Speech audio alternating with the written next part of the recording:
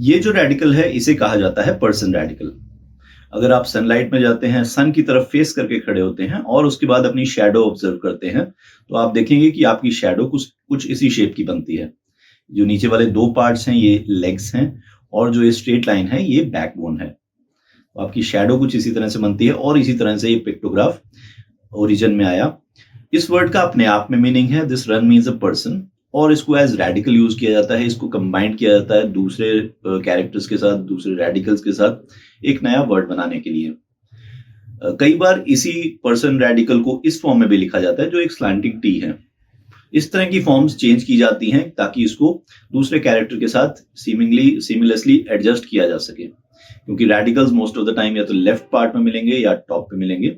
सो दूसरे character radical के साथ एडजस्ट करने के लिए उसको कई बार इस शेप में भी लिखा जाता है। अब इससे कॉमन वर्ड्स किस तरह के बनते हैं, जैसे हम ये वर्ड देखें, इसमें 3 पर्सन्स हैं।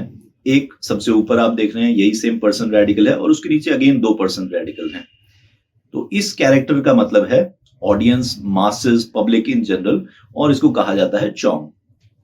इसी तरह से अगर हम ये वर्ड देखें तो ये वही पर्सन रेडिकल का एक दूसरा फॉर्म है, स्लांटिंग टी है और उसके साथ नंबर 2 है। तो इसमें 2 रिप्रेजेंट करता है अदर और ये है पर्सन, सो अदर पर्सन। इस वर्ड का मीनिंग है बिनोवेलेंस, काइंडनेस, ह्यूमैनिटी, बीइंग ह्यूमेन। इसी तरह से अगर हम एक और वर्ड देखें तो ये पर्सन रेडिकल है, अगेन कंप्लीट पर्सन रेडिकल है, टी फॉर्म में नहीं है, और इसके साथ हमारे पास जो वर्ड है वो है मिडल का। जैसे हमने चोंग को चाइना में होता है, सो एक रेक्टेंगल है और बाइसेक्टेड इन द मिडल है, बीच में से कट किया हुआ है, तो ये मिडल रिप्रेजेंट करता है।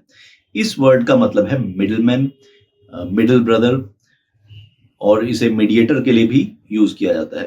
तो इस तरह से ये पर्सन रेडिकल कंबाइंड करके दूसरे वर्ड्स बनाता है। 2 फॉर्म में आप इसको देख सकते हैं, या तो कंप्लीट फॉर्म में, ओरिजिनल फॉर्म में, या ये स्लांटिंग टी अगर आपको दिखता है तो ये पर्सन रेडिकल रिप्रेजेंट करता है।